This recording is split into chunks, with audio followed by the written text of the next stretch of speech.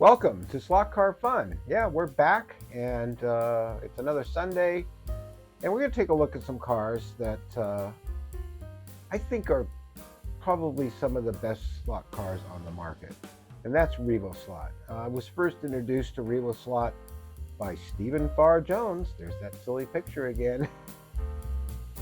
Stephen Farr Jones has the most successful, long-lasting slot car club in Southern California. And they shipped around between, there's a link to their website right there.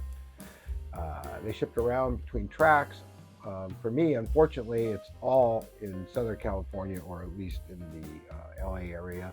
So it's an hour and a half to 2 hour drive, depending on where the track is for me. So I don't go that often, but when I do go, I really enjoy them a great deal. It's a great group of people. They've been together for years, and Stephen Farr Jones is an incredible host. Go check out their website, and I even know uh, Duane. I think I'm pronouncing your name right. He travels all the way from Nevada, flies a plane, comes down here to race with us. And of course, some of the races are hosted at Electric Dreams. There's a sticker over there, where I buy 90% of my products, and they've always been very helpful and instructional with my efforts to become a better slotter than I have been. And I get mostly all my cars from them. The only other place I really get stuff from is from Pendle. So all three of the cars I'm going to show you all came from Electric Dreams, and they are NSR cars. And as I said, Steve introduced them to me because I had to have for one of the classes of racing. It was one of the first times I raced. Um, Lighting's terrible. Sorry about that. This Marcos. And I did really well the first time I raced there, racing with this. I believe I came in first position in a heat, which was rare for me. So it was really quite nice. And that got me into them. Now, although the Marcos is not the most interesting car in the world for me, um, a couple others are. And of course, now I'm going to get their BMW 2002, which has always been a favorite of mine, that car. Uh, so let's take a look at these cars, and I'll show you the three cars I do have. I wanted to build a kit when I first started getting back into slot cars, in more in more involved in slot car racing than I had been over the years. And when I met Mary, I asked for Christmas. For me, it was my birthday, for a kit. And of course, this NSR Ferrari really appealed to me. And this was a kit, the white kit that you get from them. I'll see if I get some more light on it. Um, I just really like this car. I mean, it's a bit modern for me, and a bit dusty too. My goodness. Um, but it was a kit that I liked. Now, let's take it apart and take a look inside. I mean, this is an all metal frame. Okay, and so I don't need to take them all apart because they're all built like this. Now, each frame is customized to the particular body, so the frames are not all alike. The construction's alike, and as you can see here, this is the kit one, and I had to put this together myself. I had to put all these parts together, which was fun too. I mean, we got aluminum anodized parts here for the wheel bearings. Not only that, we've got those in the front as well, which you don't often see in higher end racer slot cars. I mean, just look at that. It's so beautiful. And that's not just a oil light bearing, that's an actual ball bearing, both front and back. So that tends to make them run very, very smoothly. So then we look here at the slot guide. And of course, why is it whenever I do a video, whether it's at the studio or here at home, I get noisy neighbors. Please forgive them. I do. The slot guide is amazing. It just, again, you're going to anodize parts. The spring is built in there, allows it to go up and down, which is very handy, and partly part of the reason that I rarely ever have one of these cars come off the track. Now we have, I believe, a metal. Nope, it's not a metal. It's some kind of nylon crown gear. And we have, of course, the pinion is brass. But look at the mount for the motor, anodized, just beautiful. And I believe, um, yes, adjustable down here, so you can move it backward and forward to get just the right mesh going on there. Um, this this car is just amazing, and boy, does it run smooth. We'll run all three of these cars in a minute, but this is why I like Revoslot as much as I do. Now, they can be a little noisy. I'm not sure why, but I thought maybe it's because these are metal gears, but they're not. But I have other cars with metal to metal, and they're quite quiet. So I think it all depends on how well you have the distance in here adjusted, like I know it is. Looking at the motor, of course, Revoslot has their own motors. I guess they make them, or at least they package them to look that way. We got a 21,000 RPM motor. This is why if you're in a some 5 liter or 5.5 liter muscle car and you're sitting next to a Tesla and you decide to smoke that little electric thing, you won't. You're just never going to do it. That little sedan is going to blow you right off the road. So yes, electric does work, and it's always been obvious because of slot cars, because now we've got them on the street without slots in them and we drive them. So I still never, just, it's my personal choice that I would never own a sports car that was electric. I mean, I like getting in, putting a key in the ignition, turning it over, choking the motor, starting it, revving it up, putting it in gear, not paddles, not automatic, put it in gear and go drive a car. And I know many of you feel the same way. If you like driving, then you like a real drivable car. And an electric car is just, I don't know, it's just not the same thing. To get from point A to point B,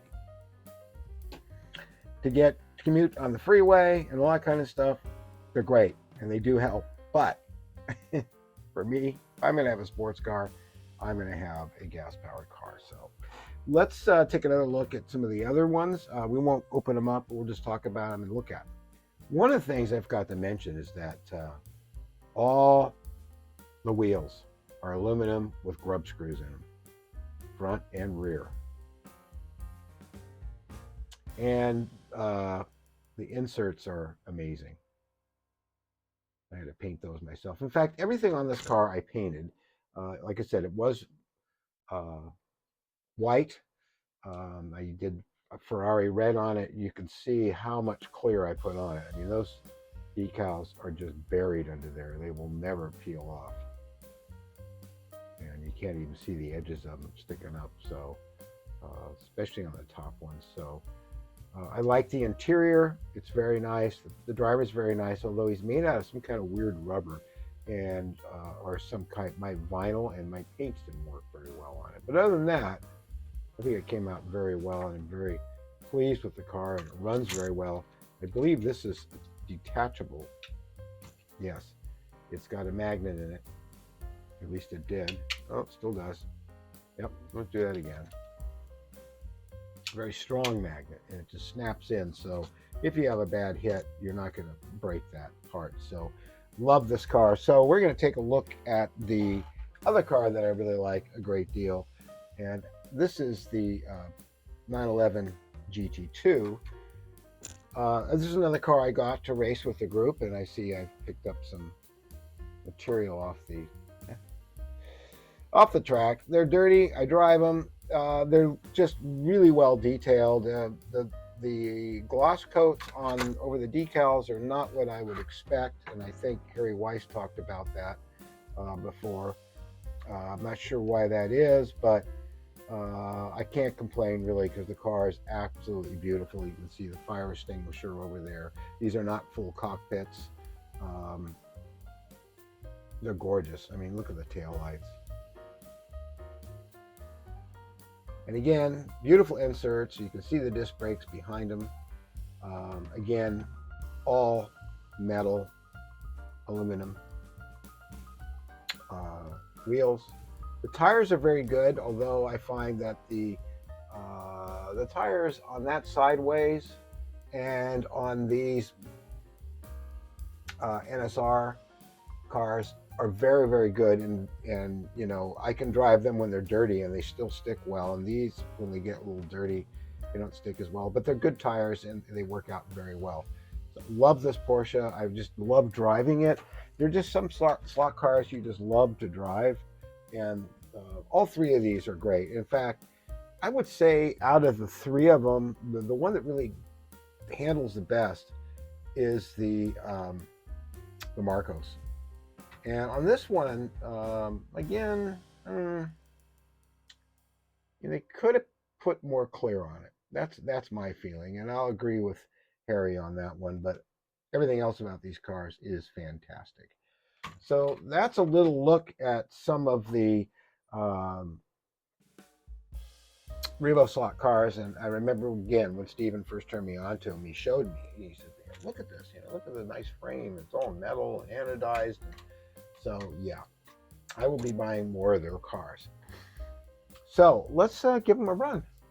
Okay, so who do we start with first? Well, let's run this Ferrari that I built. And I tell you, I like building my own slot cars, especially when they come out as beautiful as this one did. There's nothing like a Ferrari. It really isn't, except a Lotus and the odd Porsche and the odd Jaguar and MG. Okay, you know. And yes, that Yeamer over there. I was asked about that Yeamer. This is a Mark Tyler creation that he sent me, and I haven't finished it yet, but I'm going to. If you don't know what the Yeamer is, then you've never heard of 20 Million Miles to Earth. And if you've never heard of 20 Million Miles to Earth, it's a Ray Harryhausen movie. That was a stop motion creature. It was a pretty creepy movie. You ought to go see it. So let's do this Ferrari. I'm just going to go slow. It is a big car. That's the other thing I forgot to point out about this car.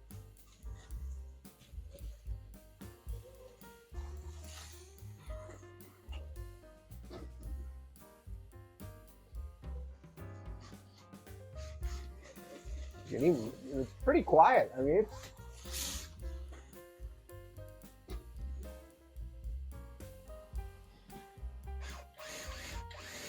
something in the track. Isn't that always the way?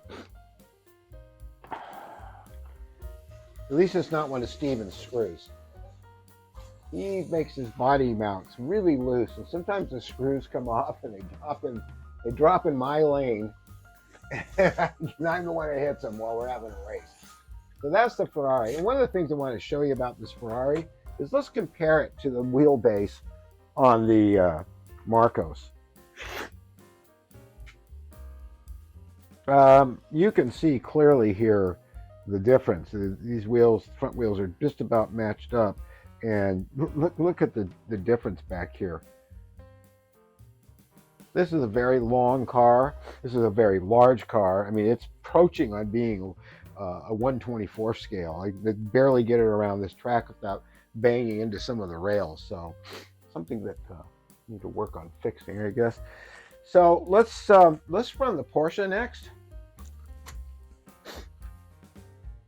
My allergies are terrible. I'm drooling from my nose on everything. You really needed to hear that, didn't you?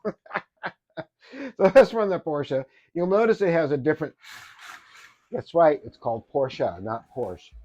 It's got a little bit different sound. The tires are dirty, so bear with me.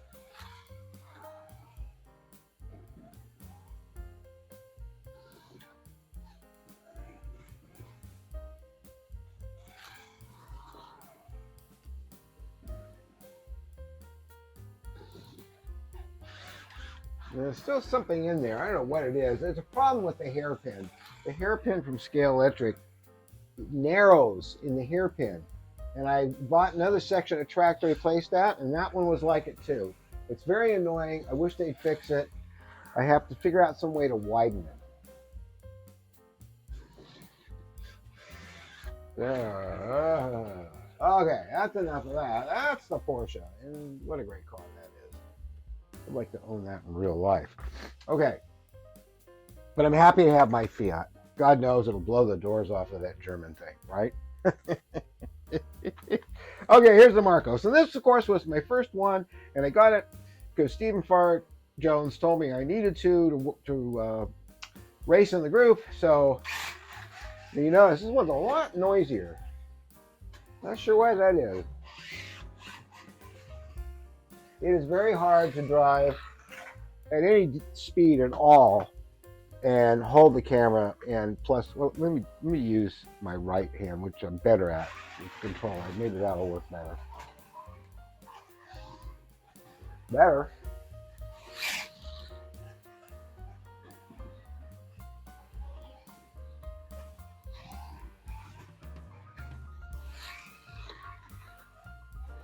It's just like being there, isn't it? You got to run into the street lights. So that's the Marcos, and like I said before, I'm not a big fan of this car, but it is beautiful. It really is, and I know many of you will go, I don't know why you don't like it, but I know it's not that I don't like it. It's just I don't know. I hadn't even heard of a Marcos before, and I do have to remember to look in the camera. I'm kind of looking over it, and I'm doing this. So here's the Marcos over here. Oh, over here. Sorry, forgive me. It happens when you're using an iPhone. I am looking into some kind of handheld camera I can get that has as good as image quality as this has, and decent sound quality. And I can use an external mic on. Now I have a $4,000 camera and 4 lavaliers, and they're all Sennheisers with good mics and a recorder and sound mixer and professional fluid head tripod and all that stuff. Can you imagine setting all that stuff up just to do one show? So, or all the other shows that I do, and I do a lot of them about making monsters and molds and things. It's much easier to do on the fly by hand like this, and the quality is very good. And I am using external mics that do connect to this. So I am, though, looking for something that doesn't cost $4,000 that I can hold in my hand, that's light, that I can hook up my lavaliers to and get shots. If you have any ideas, give me some comments or tell me in the comments below. So I hope you enjoyed this slot car fun and taking a look at these great cars over here. Yeah, GTO 250, one of my favorites. I have one too. Where is it? Maybe we'll talk about this next time, because I don't know how many of you don't pay any attention to that F-16 back there. I'm not flying it tomorrow. That plane scares the hell out of me. I do have one. See? This was the Revel kit, and I used their frame, but I didn't use their tires, their wheels, their crown gear, their bearings, or anything else. And this car actually runs very well now. It took a long time to get it working right, but it does. They did a fantastic job on this car. Talk about decals buried under clear. We'll talk about this one next time. And do me a favor. Go to your track today, grab yourself a shot of your favorite liquid, and have a good time, because I think it's a good idea. So, love you guys a bunch, and we'll see you next week.